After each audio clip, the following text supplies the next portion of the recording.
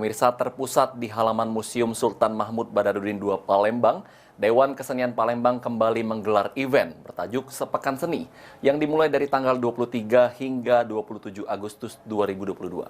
Yaitu opening ceremony Sepekan Seni tahun 2022. Terpusat di halaman Museum Sultan Mahmud Badarudin II Palembang, Dewan Kesenian Palembang (DKP) kembali menggelar event bertajuk Sepekan Seni yang dimulai dari tanggal 23 hingga 27 Agustus 2022.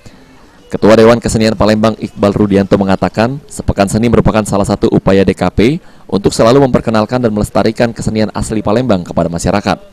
Mengingat Palembang sendiri kaya akan keanekaragaman kesenian tradisi, seperti kesenian silat kuntau, siaroful anam, serta kesenian lainnya yang sudah ada sejak ratusan tahun lalu.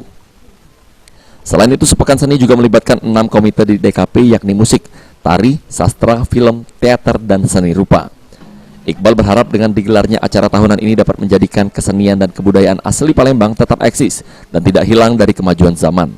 Sepekan Seni adalah sebuah kegiatan tahunan yang diselenggarakan oleh Dewan Kesenian Palembang. Ini tahun ketiga atau yang ketiga kalinya kami selenggarakan bersama teman-teman pengurus, seniman, dan sanggar-sanggar dan semua komunitas yang ada di Kota Palembang. Sepekan Seni adalah sebuah ajang berkumpul, silaturahmi, memberikan apresiasi dan mengekspresikan semua potensi seni yang ada di Kota Palembang. Sepekan Seni ini melibatkan banyak sekali pelaku seni, terlibat di 6 komite yang ada di pengurusan Dewan Kesenian Palembang. Yang pertama komite musik, yang kedua komite teater, yang ketiga komite tari, yang keempat komite seni rupa, yang kelima komite seni sastra, dan terakhir komite film. Banyak sekali kegiatan dari tanggal 23 Agustus sampai tanggal 27 Agustus tahun 2022 ini, lokasinya di halaman Museum Sultan Mahmud Badarudin II. Malam ini kita gelar opening ceremony atau pembukaan kegiatan Sepekan Seni Kota Palembang tahun 2000.